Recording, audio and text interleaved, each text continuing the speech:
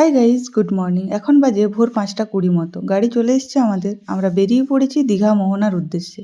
আর ওই 5:40 নাগাদ আমরা পৌঁছে গেছি মোহনায়। সকাল হয়নি তখনও, বেশ অন্ধকার চারদিকটা। এখানে এসেই প্রথম যেটা চোখে পড়ল, প্রচুর রকমের সামুদ্রিক জ্যান্ত মাছ, শুটকি মাছ। তারপর আমরা 3জন মোহনার দিকে আনন্দ করতে করতে এগিয়ে যাচ্ছি। হ্যাঁ, ঠিকই শুনেছ, আমরা 5জন দীঘা এসেছি, তবে মোহনা এসেছি 3জন। বাকি 2জন আর আসেনি, হোটেলেই ছিল। আর এই আলো আঁধারি পরিবেশটা যে কি ভালো লাগছিল আমাদের, তা ভাষায় প্রকাশ করার নয়। এখন যে ব্রিজটা দেখছো, তার বাম দিকে নদী আর ডান দিকে আছে সমুদ্র। দুই মিলেছে বলেই না মোহনা হলো।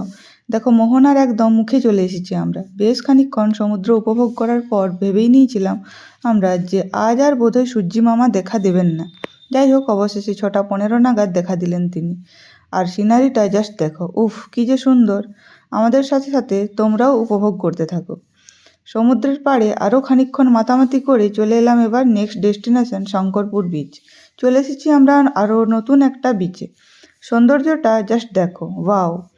রোদ্দুর উঠে গেছে, ঠান্ডাটাও আর নেই। জ্যাকেটটা খুলে নিয়েছি, যদিও এখানে বেশিক্ষণ থাকার সুযোগ হয়নি আমাদের।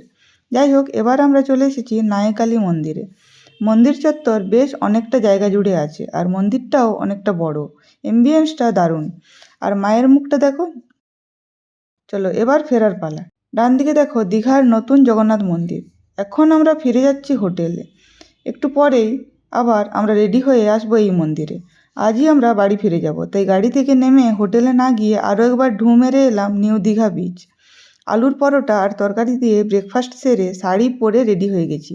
যাব দীঘা জগন্নাথ মন্দির। মন্দিরটা একেবারে নতুন, বেশ কয়েকটা দিন আগেই উদ্বোধন হয়েছে।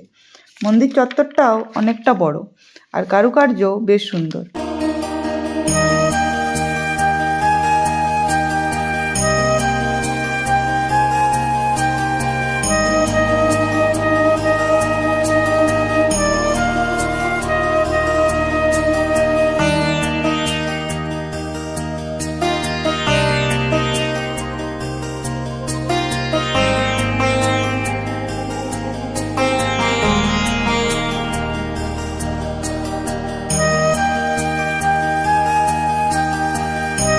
দেন এক্সিট গেটে বেরিয়ে আমি তিলক নিলাম। খুব ভালো লাগে এসব আমার।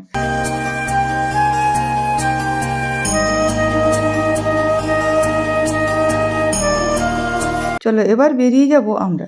হোটেলে ফিরে লাঞ্চ করেই চললাম স্টেশনের উদ্দেশ্যে। ট্রেন দিয়ে দিয়েছে, দেখতেই পাচ্ছ। চলো, দীঘা ট্রিপ এখানেই শেষ। আসছি খুব শীঘ্রই নতুন একটা ট্রাভেল ব্লগ নিয়ে। বাই।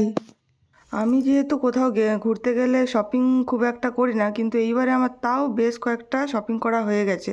দেখতে পাচ্ছ চওড়া শাখা। এটা আমি আগে থেকে ভেবেই নিয়েছিলাম যে আমি গেলে ওখানে চওড়া শাখা কিনবো। এটা অরিজিনাল শাখা নয়, কী দিয়ে বানানো সেটাও জানি না, তবে দেখতেও সুন্দর আর দামটাও খুবই কম। আর এখানে একটা নিয়েছি সিঁদুর কৌটো, এটা জাস্ট ফর শোপিস। আর এটা হচ্ছে আমার দিদার জন্য কিনেছি একটা শঙ্খ। আর এইটা হচ্ছে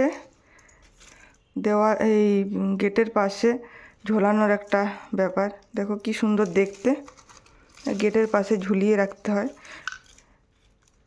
একসাথে অনেকগুলো কিনলে ভালো লাগতো আরও বেশি, কিন্তু আমি 2 পিসই কিনেছি।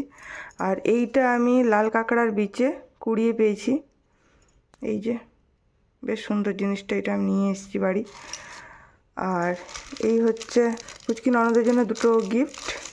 আর এই হচ্ছে আমার ম্যাগনেট। এটা আমার বেস্ট গিফট আর কি, আমার নিজের জন্যে।